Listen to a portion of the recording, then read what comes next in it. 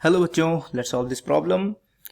Curves in the graph shown give the magnitude of B of the magnetic field due to individual wire inside and outside. 4 long wires A, B, C and D carrying currents that are uniformly distributed, currents which are uniformly distributed across the cross section of the wires as a function of radial distances. So overlapping portion of the plot are indicated by double labels. तो graph के अंदर जो double lines हैं यानी कि overlap कर रहे हैं वहाँ पे हमारे values. All curve start from the origin. So origin से सारे के सारे कर्व्स शुरू होते हैं. तो क्वेश्चन ये है कि which wire has the greatest magnitude of magnetic field. Magnetic field किसकी ज़्यादा है on the surface. So surface के ऊपर किसकी मैग्नेटिक फील्ड सबसे ज़्यादा है वो हमसे पूछा जा रहा है. तो जो की कॉन्सेप्ट हम यूज़ करेंगे इस प्रॉब्लम को सॉल्व करने के लिए that is very direct. We know कि मैग्नेटिक फील्ड इनसाइड और आउटसाइड ऑफ वायर का फॉर्मूला आप देखें ताकि हम एक कंपेयर कर सकें. Inside Biot Savart law use करने पर हमारे पास ये रिजल्ट आया था. That was mu naught I is current divided by 2 pi r square. This entire thing is constant. मैं आपको बता देता हूँ एक डायग्राम में. अगर यहाँ पे एक डायग्राम बनाए हम वायर का किसी, so this H R is the radius.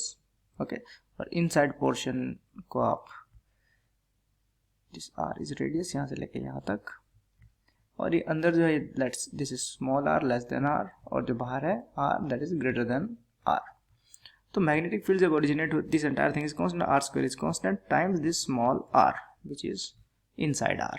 okay, because of this inside we can say inside. तो यहाँ पर हम देख सकते हैं कि जो मैग्नेटिक फील्ड इनसाइड है that is directly proportional to R, यानी कि R के बढ़ने के साथ साथ ये मैग्नेटिक फील्ड बढ़ेगी. ओके, और फिर अगर हम सेकेंड एक्सप्रेशन को देखें B outside, B outside is different.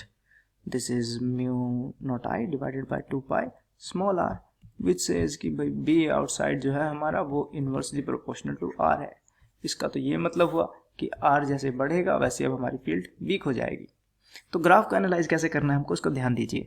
हमें ये देखना है कि रेडियस बढ़ते बढ़ते मैग्नेटिक फील्ड कहाँ तक बढ़ रही है, और हम एक एच पर पहुंच जाएंगे जब, तो मैग्नेटिक फील्ड अब उसके बाद से डिक्लाइन होना शुरू हो जाएगी सेकेंड इक्वेशन के हिसाब से. ओके, तो ओरिजिन से लेकर के एज तक तो फील्ड बढ़ रही है, उसके बाद फील्ड डिक्लाइन होना शुरू हो रही है.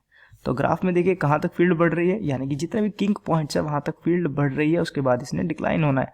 वो किंग पॉइंट ही हमारे एज होते हैं, यानी कि सरफेस. तो दैट्स इट. सरफेस के ऊपर मैग्नेटिक फील्ड किसकी सबसे ज़्यादा है, तो आप देख सकते हैं इसकी मैग्नेटिक फील्ड ये यहाँ पर है, इसकी मैग्नेटिक फील्ड यहाँ है, इस वाले की मैग्नेटिक फील्ड यहाँ पर है, और ए वायर की मैग्नेटिक फील्ड यहाँ है. तो सबसे ज़्यादा मैग्नेटिक फील्ड किसकी है, ये देखिए बी को शो कर रहे हैं अलॉन्ग बी एक्सिस. तो जो हमारा आंसर होगा सबसे ज़्यादा मैग्नेटिक फील्ड किसकी होने वाली है, दैट इज वायर ए. इसकी this one that was wire A. So wire A is the answer, और ए हमारा कौन सा ऑप्शन है, ए. सो आई होप ये सोल्यूशन आपको समझ आया होगा. Thank you, all the best.